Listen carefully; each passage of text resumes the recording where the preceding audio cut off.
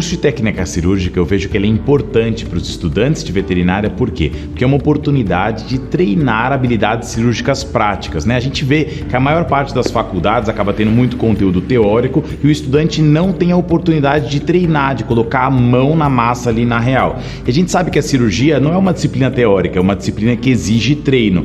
E é isso que eu sinto que os estudantes vêm fazer aqui com a gente: treinar, treinar e treinar. O veterinário que já é formado vem para o curso de técnica cirúrgica para conseguir lapidar informações que ele já tenha, pegar novas informações de forma rápida, detalhada e conseguir treinar de forma prática tudo aquilo que ele ou não faz por insegurança ou que ele quer aprender a fazer para começar a trabalhar de uma forma nova dentro da sua rotina. Como pessoas da minha cidade passaram, que o curso foi sensacional, maio de 2022, falaram, eu já comecei a correr atrás, mandei mensagem pro pessoal, incomodei muito o pessoal da secretaria, fiz a matrícula, carreguei 5 amigos meus comigo pra cá e essa parte é muito emocionante porque foi difícil estar aqui. Desculpa, mas é bobeira para alguns, mas é realmente a realização de um sonho para mim. Eu tô nesse sonho desde maio, como dito, e quando chegou janeiro que eu falei, chegou, é agora. E falei, eu consegui, porque às vezes questão financeira, né, da gente estar em outro lugar, eu sou do Rio, então vir para São Paulo em outro lugar, mas deu tudo certo, então o sonho se realizou, concretizou, eu formei na técnica intensivo de técnica cirúrgica, tá aqui e se eu fosse vocês, eu vinha também, porque vale muito a pena e eu tô falando de todo o coração, tá, gente? Eu tô me sentindo muito mais segura para poder fazer agora as técnicas que eu aprendi aqui. Formei!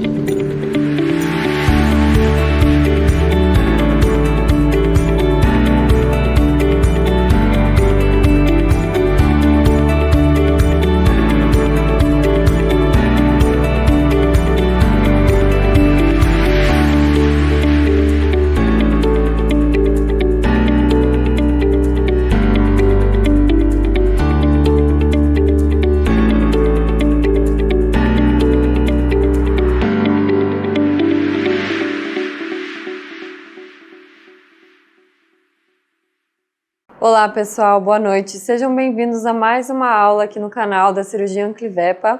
Eu sou a Yasmin e estarei com vocês na aula de hoje. Antes de iniciar o conteúdo, eu gostaria de me apresentar. Eu sou médica veterinária, formada em 2020.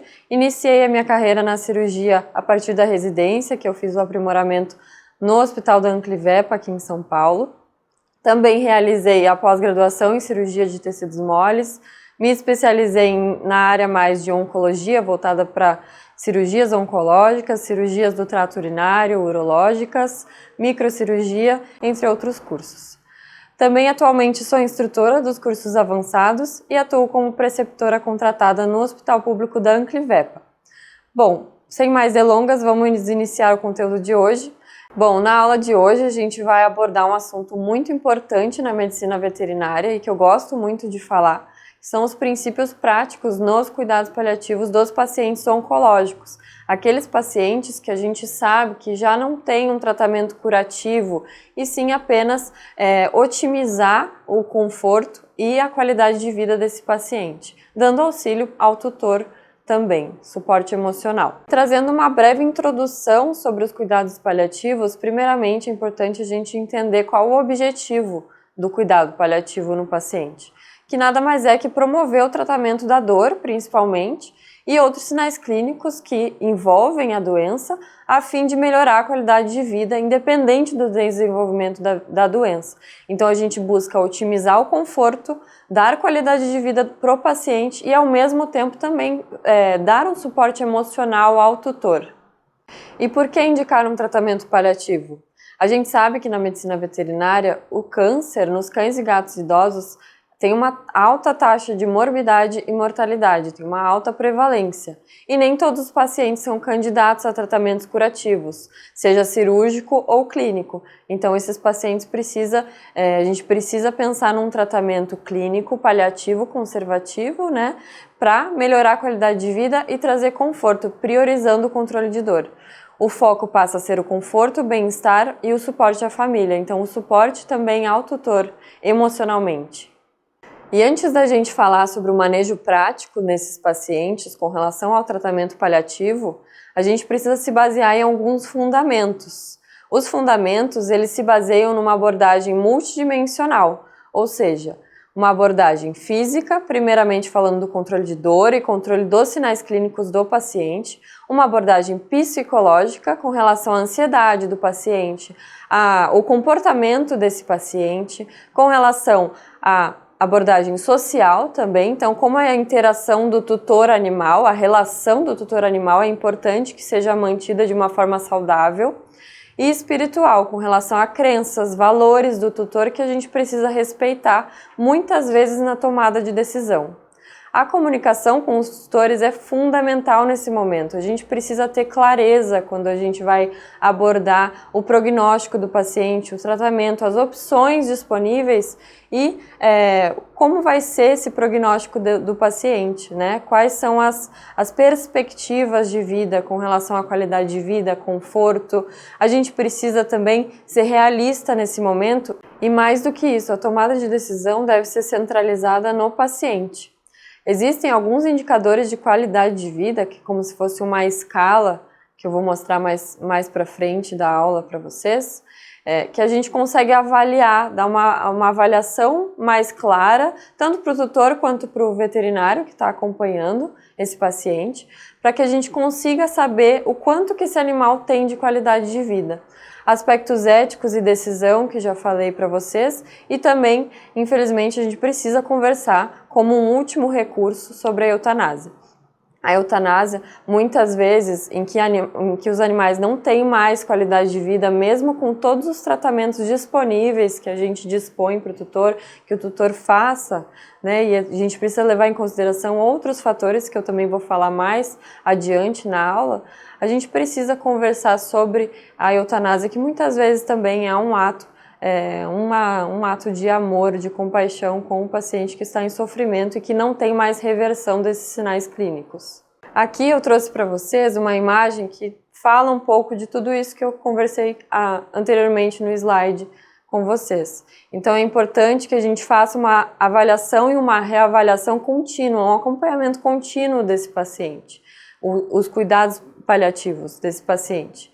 Que a gente tenha empatia com o tutor, como eu falei, que seja um time, uma equipe multidisciplinar, tanto da parte da oncologia quanto da parte clínica, que a gente tenha comunicação clara com o tutor, abordando aí o suporte emocional, social, espiritual, respeitando de forma ética as crenças do tutor, os valores do tutor, para que a gente obtenha aí a qualidade de vida e o conforto, priorizando o controle de dor desse paciente, que muitas vezes a dor é o que mais pesa aí, tanto na parte psicológica quanto na parte sensorial, tanto para o paciente quanto para o tutor. Bom, e agora falando um pouco sobre o manejo prático desses pacientes, abordando os sinais clínicos mais comuns e o suporte que a gente precisa dar, de uma forma geral. A avaliação e o acompanhamento desses pacientes deve ser contínuo e frequente, como eu falei, e individualizado. Como assim individualizado? Pacientes que têm doenças terminais, seja ela progressiva, seja ela de origem oncológica ou não, elas devem ser tratadas de maneiras diferentes, porque cada doença tem um tratamento diferente. Por exemplo, a oncologista pode indicar, por exemplo, uma quimioterapia, uma radioterapia, um protocolo de tratamento quimioterápico adjuvante, com o intuito de qualidade de vida, com o intuito de diminuir a progressão da doença, dar mais qualidade de vida e dar mais conforto ao animal. E o mais importante do tratamento paliativo nos pacientes terminais com doenças progressivas é o controle da dor. A dor, ela vai muito além do que a sensação de sentir. É uma experiência multidimensional complexa, sensorial e emocional. também ligada à parte dos tutores. Tanto é que a dor é considerada o quinto sinal vital, então que altera a frequência cardíaca, respiratória, pulso. E existem diversas formas da gente realizar o controle da dor desses pacientes, como a administração dos anti-inflamatórios não esteroidais, por exemplo, o piroxicam, que tem ação antineoplásica, inibindo o COX-2. Ele reduz a proliferação celular e também atua inibindo a angiogênese. Os opioides, como por exemplo tramadol, morfina, adjuvantes como a gabapentina, pregabalina. A cirurgia muitas vezes é um tratamento para controle de dor naqueles pacientes que a gente tem tumores muito grandes, ulcerados, inflamados, que causam muito desconforto no paciente. Pode ser uma forma de controle de dor. A medicina integrativa complementar, como por exemplo a acupuntura, também ajuda muito no controle de dor, e a reabilitação para pacientes que não conseguem se locomover sozinhos, como por exemplo fisioterapia. E falando sobre a gabapentina e a pregabalina, são gabapentinoides que têm efeito anticonvulsivante e também utilizado para o tratamento de síndromes dolorosas, dor crônica, neuropatias. Eles exercem um efeito antialodínico e também um efeito ansiolítico. Então ajuda naqueles pacientes que são muito ansiosos, muito agitados, e ajuda muito no conforto desse paciente com relação ao tratamento da dor em muitos casos. Outro fator muito importante nos pacientes oncológicos é a nutrição. É muito comum a gente se deparar com a caquexia neoplásica, então aqueles pacientes muito magros, com emagrecimento progressivo, com perda de massa muscular importante. A gente precisa pensar numa dieta hipercalórica, altamente digerível e palatável. Além disso, suplementar os pacientes que têm deficiência vitamínica, suplementar os pacientes com ômega 3. Ômega 3 é um anti-inflamatório natural muito importante no tratamento paliativo do câncer, porque ele faz uma modulação inflamatória e reduz as ocitocinas pró-inflamatórias causadas aí pela proliferação celular cancerígena. Além disso, é importante a gente entrar com estimulantes de apetite, como por exemplo a mirtazapina, porque a gente sabe que alguns sinais clínicos comuns é a hiporexia ou até a anorexia. Então ali eu coloquei alguns sinais clínicos comuns de forma geral. Então os pacientes costumam ter muita náusea, muita êmese, muita dispneia, constipação, ansiedade, por conta da associação com a dor e do tumor e da progressão da doença. E quando que se deve interromper os tratamentos curativos? Quando a progressão da doença não tem mais resposta ao tratamento clínico ou cirúrgico, por exemplo. Quando o paciente já tem uma baixa qualidade de vida com um prognóstico ruim. E também a gente tem que levar em consideração o impacto emocional e financeiro do tutor. Além de todo o quadro, além de todo o tratamento que envolve a doença, a gente precisa levar em consideração a tomada de decisão e respeitar também as escolhas do tutor com relação à decisão desse paciente. Aqui eu trouxe para vocês os indicadores de qualidade de vida, então é uma escala que a gente realiza nesses pacientes mais terminais, então para avaliar e quantificar a qualidade de vida deles. Um bom controle de dor, a gente precisa avaliar se esse paciente está apresentando dor e se ele está respirando normalmente, se ele está se alimentando na quantidade adequada, se ele precisa de auxílio do tutor na alimentação, se ele está desidratado e ele precisa de um suporte hidroeletrolítico, se o paciente expressa felicidade, interesse, resposta a estímulos de brincadeiras, por exemplo, se ele apresenta sinais de depressão, apatia, ansiedade, medo. A mobilidade, se esse paciente consegue se movimentar sozinho, com ou sem auxílio do tutor, ele demonstra interesse em se movimentar, apresenta convulsões também, isso é associado ao prognóstico. Também é importante falar, a gente precisa avaliar junto com o tutor, ele tem mais dias ruins ou mais dias bons? Mais dias ruins do que bons? A gente precisa pensar nesse momento, se ele tiver mais dias ruins do que bons, talvez seja um momento de conversar sobre eutanásia com o tutor, né? Porque pode ser um indicativo de que esse animal não está tendo a qualidade de vida mínima necessária para um animal. Aqui eu trouxe algumas imagens para vocês de pacientes terminais, pacientes paliativos. Aqui é uma imagem de radiografia de tórax, em que a gente vê múltiplas nodulações pulmonares, então já era um caso de metástase pulmonar. E, por exemplo, quando a gente se depara com esse tipo de tumor dessa imagem, ulcerado, causando dor, infecção secundária por conta da ulceração do tumor, e a gente tem esse aspecto no raio-x de tórax, muitas vezes a gente indica sim um procedimento cirúrgico, aquilo que eu falei anteriormente, para controle de dor, para conforto desse paciente. Mesmo que a gente saiba que não tem mais cura, que esse paciente é um paciente terminal, é claro, a gente precisa conversar com o tutor também sobre a questão anestésica, sobre os riscos da anestesia, da cirurgia e de tudo que envolve anestesiar e fazer um procedimento cirúrgico nesse paciente.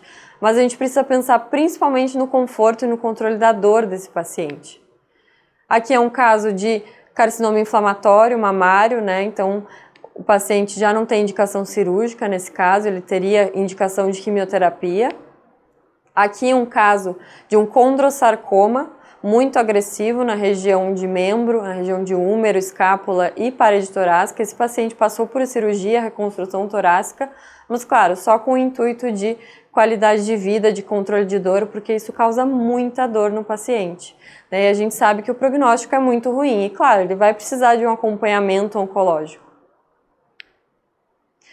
Esse paciente é um caso de mastocitoma degranulado, né? Então, quando o mastocitoma degranulou e liberou mastócitos de uma forma desenfreada, então a gente precisa controlar a doença antes de pensar em cirurgia. Então, talvez pensar numa quimioterapia neoadjuvante, no tratamento clínico do mastocitoma com antihistamínico, anti-inflamatório esteroidal, e aí pensar na cirurgia aí para controle de dor, para conforto, mas também seria um caso paliativo. Aqui outro caso de mastocitoma degranulado. Aqui mais um paciente com mastocitoma, mas esse paciente já estava com mastocitoma ulcerado, né? Então a gente precisa pensar também em remover cirurgicamente para dar conforto para ele. Aqui um caso de mastocitose cutânea em gatos, um caso também que a gente indicaria o tratamento paliativo. Aqui outro caso de mastocitoma degranulado, também a mesma situação que a gente indicaria ali o tratamento paliativo para controle de dor, inflamação e desse edema exacerbado que está causando no paciente. Bom, e para finalizar a aula de hoje, tem algumas considerações finais importantes. Então, lembrar que o objetivo dos cuidados paliativos é o alívio do sofrimento, principalmente pelo controle da dor e o controle dos sinais clínicos da doença, dando suporte e, consequentemente, melhora na qualidade de vida do paciente. A abordagem sempre deve ser individualizada, fazendo o acompanhamento contínuo com a equipe multidisciplinar, considerando a espécie, o tipo de câncer, o estágio da doença, comorbidades e perfil do tutor, sempre mantendo uma comunicação clara, muito realista e também com empatia com relação às decisões do tutor, com relação às opções do tratamento e também falar sobre a eutanásia, principalmente em casos em que a progressão da doença já não tem mais reversão com relação aos sinais clínicos, com relação à perda importante da qualidade de vida. Então é muito importante que a gente tenha ética nesse momento e respeite também o tempo de luto do tutor com relação à decisão dele para com esse paciente. E antes da gente finalizar a live de hoje, eu gostaria de convidá-los para a turma de férias do curso intensivo de técnica cirúrgica que vai acontecer em julho desse ano. Se você tiver mais interesse, aponta a câmera do celular agora para o nosso QR Code e fale com o nosso time de consultores. Bom, eu espero que tenham gostado da aula de hoje. Eu fico à disposição, caso tenham dúvidas, podem me chamar no Instagram e a gente se vê numa próxima oportunidade. Até mais!